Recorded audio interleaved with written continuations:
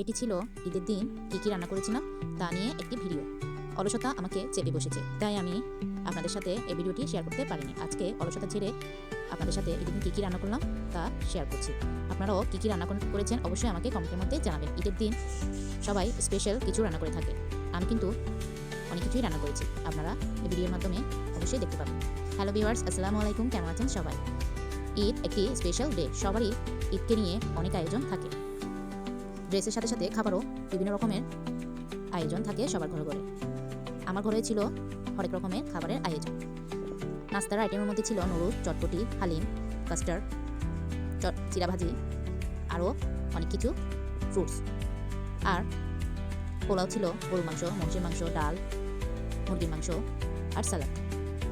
যার যতটুকু সামর্থ্য থাকে সবাই ঈদে ভালো মন্দ রান্না করে থাকে। আমার যতটুকু সামর্থ্য ছিল তাই আমি রান্না করে ফেললাম।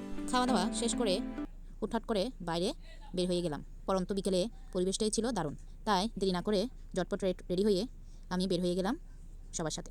সবাই মিলে এই পরন্ত বিকেলে খুব মজা করলাম। জায়গাটা দারুণ ছিল, তাই ঘুরেও ভালো লেগেছে। পুরো লেক জুড়ে ছিল অনেকগুলো বোট, দেখতে দারুণ লাগছে। আর চারিপাশে অসংখ্য মানুষের ভিড় ছিল। সবাই এত সুন্দর একটি পরিবেশ উপভোগ করার জন্য এসেছে রাঙ্গামাটিতে। আমিও সব জায়গায় ঘুরে ঘুরে উপভোগ করছিলাম। আর আমার বাচ্চাটা বসে বসে বালি নিয়ে খেলছে। আমার বাচ্চা বালি নিয়ে খেলতে খুবই পছন্দ করে, তাই আর ওকে বারণ করিনি।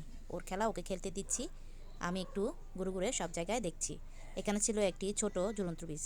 আমি হাঁটতে হাঁটতে অনেক বেশি ভয় পেয়ে গিয়েছিলাম, মাঝখানে গিয়ে অনেক বেশি ঝুলছিল, তাই বাচ্চাকে নিয়ে আবার একটু দোলনায় দুলছিলাম। দোলনা আমার বাচ্চার খুবই পছন্দ। সবাই ভালো থাকবেন, সুস্থ থাকবেন, আল্লাহ হাফেজ।